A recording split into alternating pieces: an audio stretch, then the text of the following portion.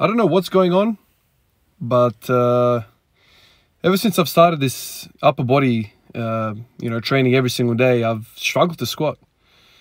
I don't really know why. I don't know what the function behind all that is. I'm kind of thinking along the lines of that, well, the recovery points are being chewed up by this upper body business that I'm doing. You know, right now, if I had to divide, if I had to kind of work out how many sets going to where, I reckon 80% of all my working out, training, right now is going to the upper body. You know, if I think about it, I'm doing rows, I'm doing overhead pressing, started doing dips. It's a lot of work, man. You know, basically every single day I'm doing one of those. And right now I'm not doing a lot of squatting at all. Like I'm still, you know, going up to a very, very, very comfortable training max every single day. Last week I had 2 days where I pushed the 5s, the 160s. But after that, man, I felt like it's just awfully difficult. So let's see where this goes. I have a feeling like, you know, this is exactly like when I started the deadlifting every single day. There was a bit of a acclimatization period, a bit of a shock for the body. Some of these muscles which I'm training right now haven't been trained in a long time.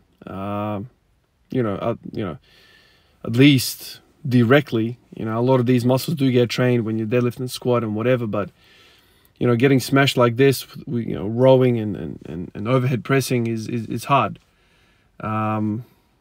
You know, it's different than, you know, stabilizing for the deadlift.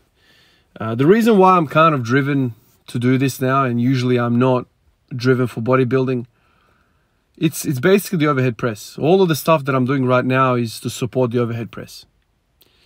And the reason why the overhead press is in my mind right now is because it has a connection to squatting.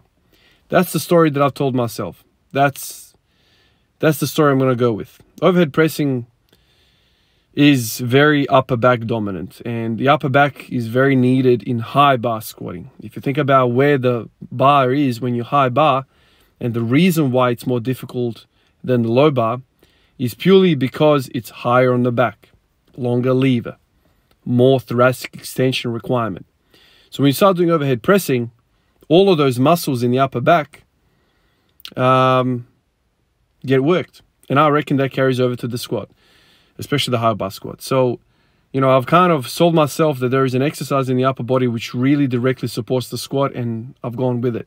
You know, a lot of this training business, man, I keep telling everyone, man, it's not a physical freaking existence, man.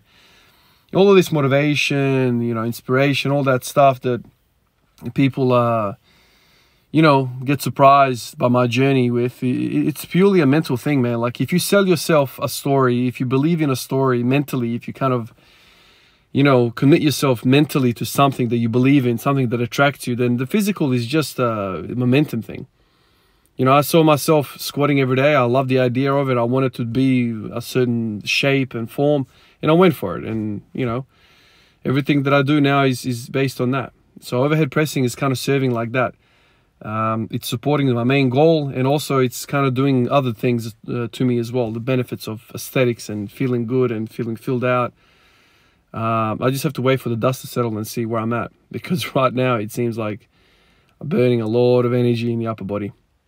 All right, guys, let me get out of here and go to work, and I'll catch you in the next one. Peace out.